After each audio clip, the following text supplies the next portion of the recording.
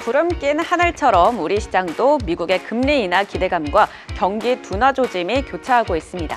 기대와 경계감이 뒤섞인 채 코스피는 3,240선을 회복했는데요. 자세한 시황 분위기 확인해 보시죠. 오늘 CXL 관련주가 강합니다. 삼성전자와 SK하이닉스가 미국 반도체 기업 마벨의 CXL 메모리에 대한 공급을 준비를 완료했다는 소식이 전해지면서 오늘 반도체주들 강한 모습 보여주고 있고요. 또 마스카 프로젝트 기대감에 조선 기자재 관련주가 계속해서 질주하고 있는 모습 포착되고 있습니다. 반면에 어제 정부의 9.7 부동산 대책 발표에 급등했던 건설주는 오늘 차익 실현 매물이 출회되고 있는데요. 오늘은 건설주에 대해서 자세히 살펴보겠습니다. 산업재해 처벌 강화와 노란봉투법 통과 등 연이은 악재로 부진하던 건설주들이 어제는 오랜만에 들썩였습니다.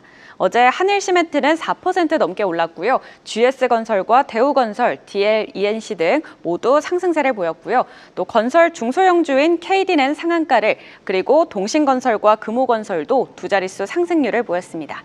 자, 이렇게 건설주가 급등한 건 그 전날 정부가 발표한 9.7 주택 공급 확대 대책 때문인데요. 정부는 2030년까지 수도권의 연평균 27만 호, 총 135만 호 신규 착공을 약속했습니다. 핵심은 공급 주체의 변화인데요.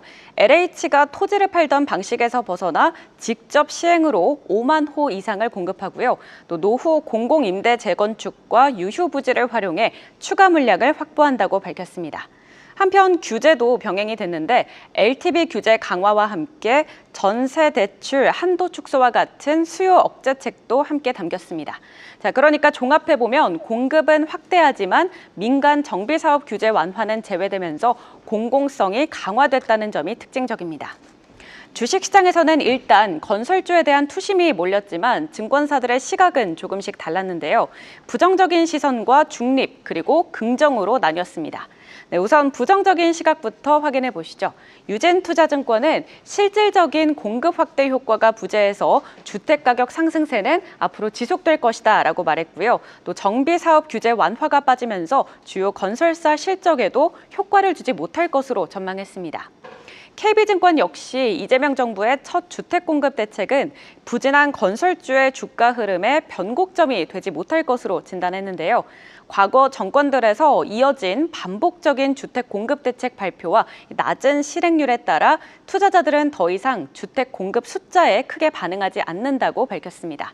그러면서 이미 건설주가 크게 조정받은 상태에서 뚜렷한 반등 모멘텀도 나오고 있지 않은 만큼 단기보다는 장기적인 접근이 필요하다라고 권고했습니다.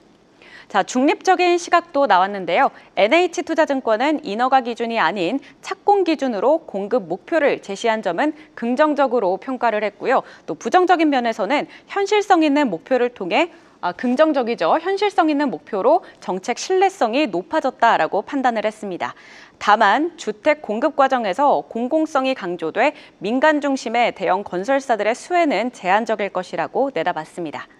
또한 이번 대책에선 용적률 인센티브와 인허가 간소화가 중요하게 언급된 만큼 공급 속도가 탄력을 받을 수 있을지 주목해야 한다고 분석했습니다.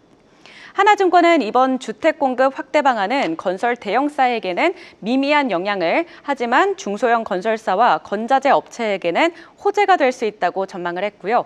착공 목표 달성률에 따라 주택주에 대한 투자 의견도 달라질 수 있다고 전했습니다.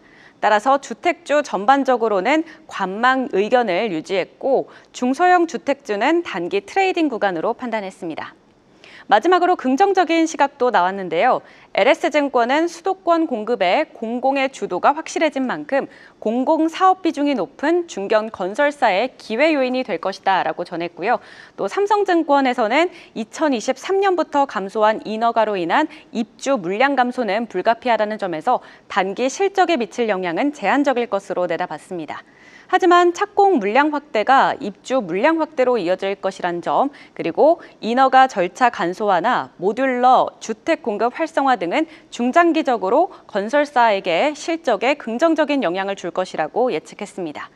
마지막으로 미래에셋증권은 건설업 위축 우려를 완화시켜서 업종 전반의 심리를 안정화시킬 것이라고 전망을 했습니다. 자, 이렇게 증권사별로 부동산 대책을 바라보는 시각이 달랐는데요. 결국에 이번 대책은 숫자보다는 실행력이 관건이 될 것으로 보입니다. 정부의 계획이 실제 착공과 입주로 이어질 수 있을지, 그리고 민간 정비사업 규제 완화라는 빠진 퍼즐 조각이 언제 맞춰질지 주목해 봐야겠습니다. 지금까지 투자 일기예보 전해드렸습니다. 계속해서 다양한 경제 이슈를 알고 싶다면 구독과 좋아요, 알림 설정 부탁드립니다. AI 캐스터 권미정이었습니다.